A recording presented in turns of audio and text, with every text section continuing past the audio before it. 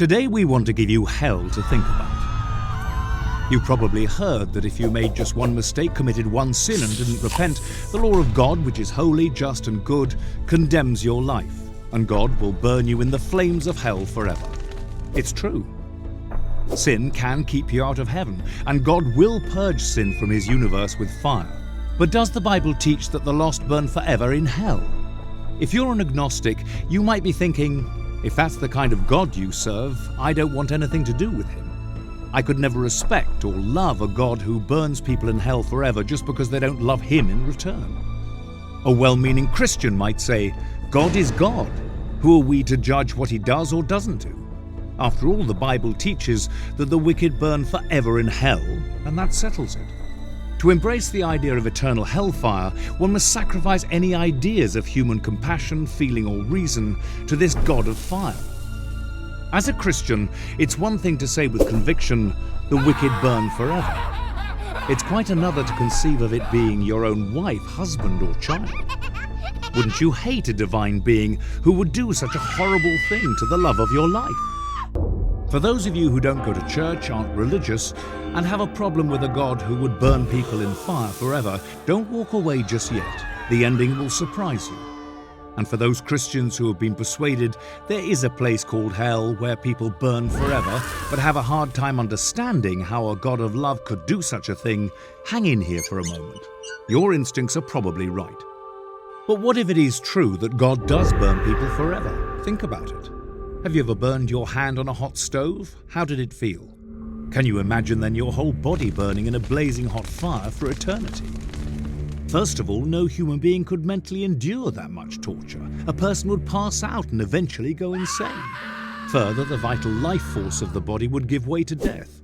But if by some miracle you lived in the fire forever, what do you suppose you'd be thinking about God during your endless suffering? Knowing that for a brief 70+ years of sin, you must suffer one of the worst forms of torture known to man forever. Wouldn't your hatred of God only grow more vehement as eternity rolled on? But wait, doesn't the Bible say the wicked perish? How could the wages of sin be death when the wicked actually never die? Seems like a good question. If there was an eternally burning place called hell, sin and sinners would have to be miraculously suspended in a state of extreme torture forever, where their imprecations and curses against this God of love will continue as long as he exists. Thus, God would immortalize sin and sinners for eternity. Have you ever thought about how fire works?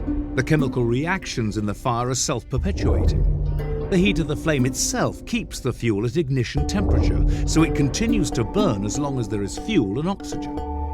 The flame heats any surrounding fuel, in this case the wicked, so it releases gases. When the flame ignites the gases, the fire spreads. Fire is self-perpetuating, which means as long as there is fire, it burns until nothing is left. So here is the logical conclusion. In order for people to live more than a few minutes or seconds in a fiery furnace, God would have to create a miracle to keep the physical body from being consumed by the fire. Otherwise, no one could live more than a few moments in the inferno. And no human being has the vital force to withstand that kind of pain more than a few minutes. It is logical to conclude then, if you believe in the doctrine of eternal hellfire, you must also accept the fact that God tortures people forever.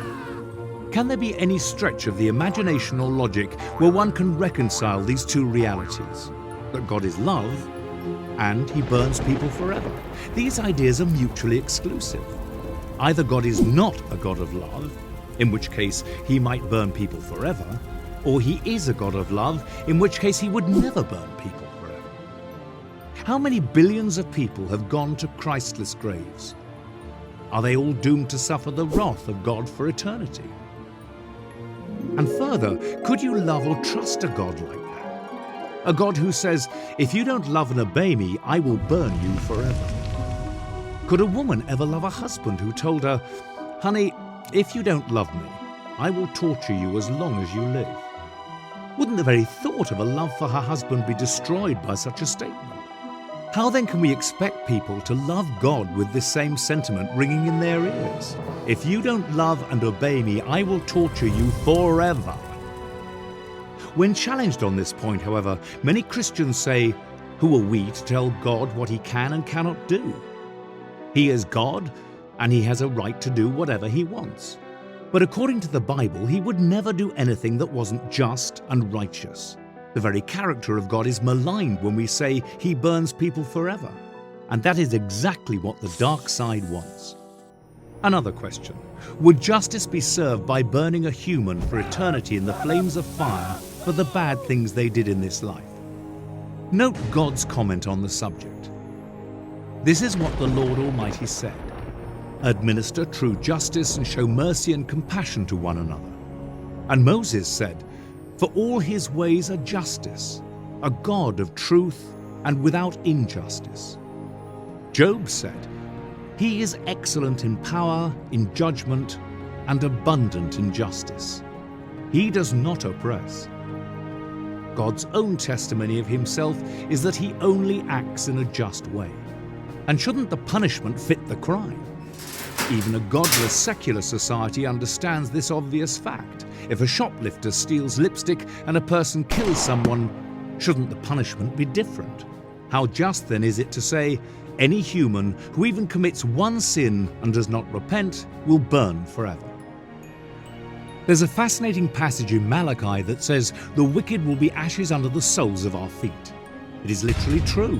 When fire reduces a substance to its final chemical state, all that is left is carbon or ash. The earth is recreated after the fire does its cleansing work, and the wicked will literally be reduced to carbon. You know, just like when someone is cremated and all that is left of what was once a real living person is a small box of ashes. But what about the eternal hellfire spoken of in the Bible? The answer is simple. Jude said that the destruction of Sodom and Gomorrah by fire and brimstone are, quote, set forth as an example, suffering the vengeance of eternal fire. Peter said God turned the cities of Sodom and Gomorrah into ashes, condemned them to destruction, making them an example to those who afterward would live ungodly. Luke said, on the day that Lot went out of Sodom, it rained fire and brimstone from heaven and destroyed them all. So likewise, when the wicked suffer the vengeance of eternal fire, it will destroy them all. Is the eternal fire still burning the people of Sodom and Gomorrah today? Obviously not.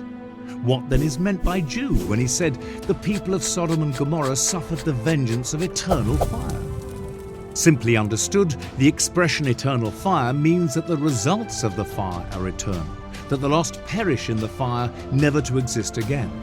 Eternal death by fire, fire that destroys forever. One of Jesus' disciples said, Jesus, show us the Father. Jesus replied, Philip, haven't I been with you all this time and you don't know the Father? He who has seen me has seen the Father.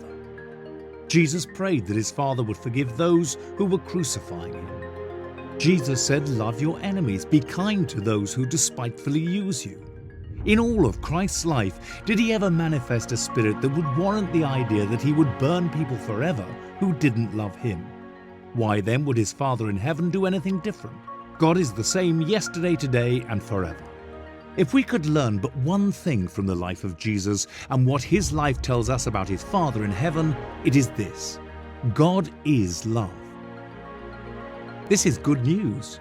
God is love, which means there is no eternal torment for the lost, but a cleansing of the universe from the curse of sin.